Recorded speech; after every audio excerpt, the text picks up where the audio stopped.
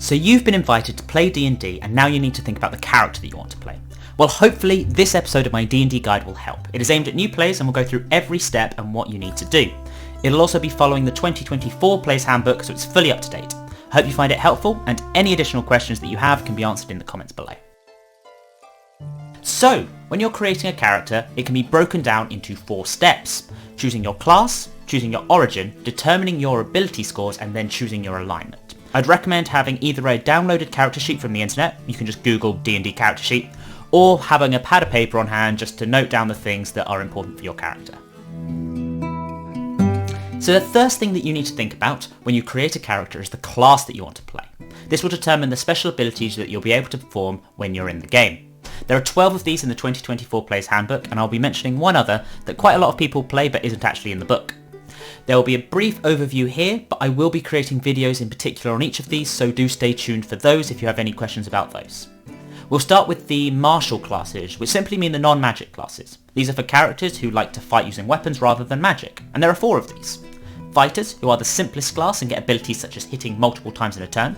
Rogues, which are sneaky and get bonuses to damage if they can get close without being seen. Barbarians, these guys are tanky and can rage to do more damage. And monks, they are the specials in martial arts.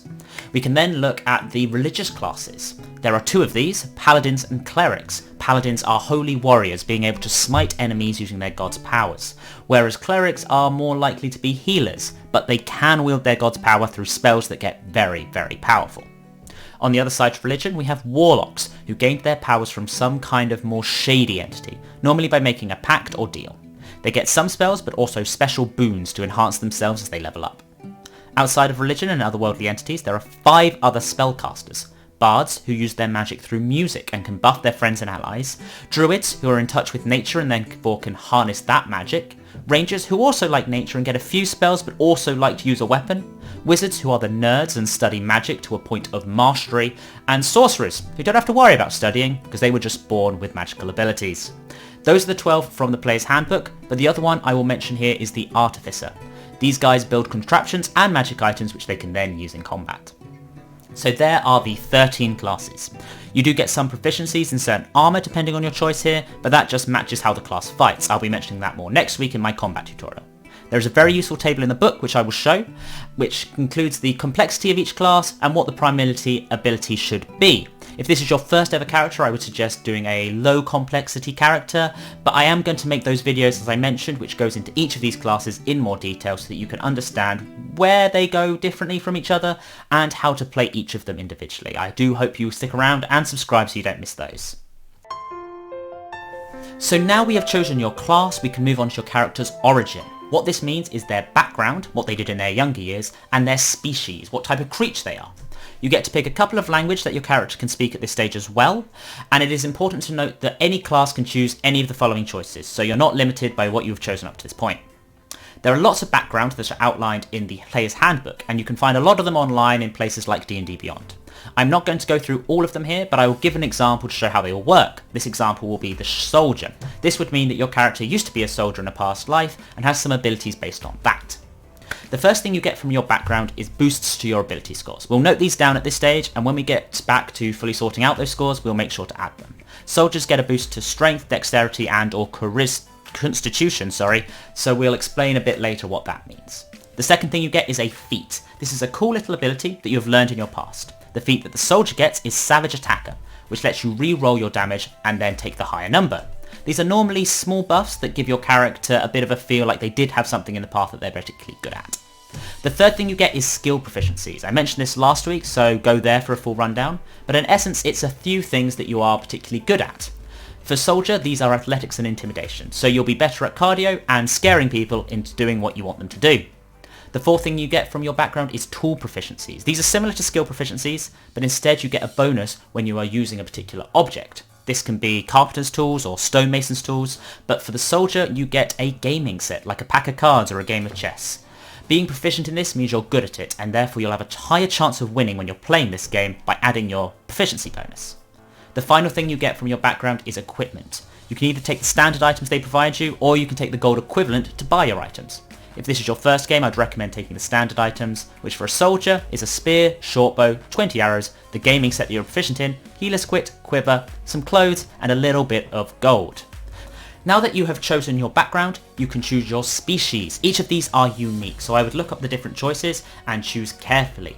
They each give you a few special abilities and tell you your size. You will likely be either small or medium. Medium simply means average and small means, well, small, and means you can fit through smaller spaces and cracks.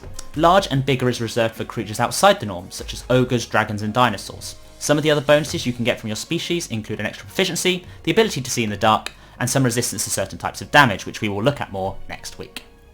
Finally, you can pick a couple of language that you know alongside common, which is the language that everyone knows.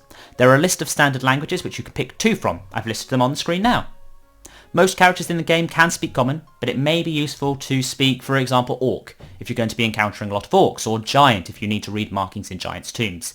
Have a little think about what you're expecting to do in the campaign, and that can really dictate what languages you should pick. So now that we have our class, our background, our species and languages, we can move on to the numbers. We need to get 6 numbers, which we will be able to assign to the 6 abilities. Just as a reminder, these 6 abilities are strength, which is how strong your character is physically, dexterity, how nimble or light-footed they are, constitution, how hardy they are and how much of a beating they can take, wisdom, how much common sense and understanding of the world they have. Intelligence is how many facts that they know and kind of how technically their mind is, and finally you have charisma, which is how good your character is at speaking to other people. There are 3 ways to calculate your possible scores. Each of these give you 6 numbers which you can assign however you want. This will allow you to prioritise the skills that are good for your class, like a wizard wanting high intelligence or a fighter wanting good strength. The first and most simple method is the standard array. This is just 6 predetermined numbers that you can assign to the abilities that you want. These numbers are 15, 14, 13, 12, 10 and 8. This gives you a good mix but can be slightly limiting if you want to have a character that really focuses on a couple of different abilities. The second and probably most random method is getting these numbers by rolling dice. The method to get these numbers is to roll 4 regular 6-sided dice and then remove the lowest result. You can then add the remaining 3 and that gives you your score. You repeat this 6 times to get 6 numbers. As an example, imagine you rolled a 2, 3, 5 and a 6. You would remove the 2 and then you do 3 plus 5 plus 6, which is 14, and then you note that down as one of your 6 numbers. This is definitely more extreme, as you can possibly get anything from 3 to 18, but it gives you a bit more of an interesting character if you want to have very high numbers or very low numbers. The final method, and probably the most balanced, is called point cost or point buy, where you start with 27 points and then you can buy scores depending on their cost on the following table. This is much more balanced, as 8 is the minimum you can get, but it still allows you a bit more freedom in choosing your own scores when you compare it to the standard array. Once you have your 6 numbers, you can assign them however you choose to the 6 abilities. Just have a look at that table from above about the different classes and which ones you should prioritise, so that you can have a think about what would be best place to put your scores. Finally, we need to go back to the ability scores bonuses that we got from our background. Remember that the soldier got strength, dexterity and constitution. We can add 1 to each of these if we would like to, or we can choose 2 and add 2 to one and 1 to the other, and leaving the final one out completely. There are a few other numbers that you need to add on your character sheet, including health, armour and initiative, but we will cover all of those next week when we go over combat and how that works. So up to this point we have chosen your class, which dictates your abilities and fighting style, your background, which indicates your past and some additional abilities, your species, which gives you more bonuses, the languages so that you can know how to speak to people, and finally your scores. That just leaves us with your alignment.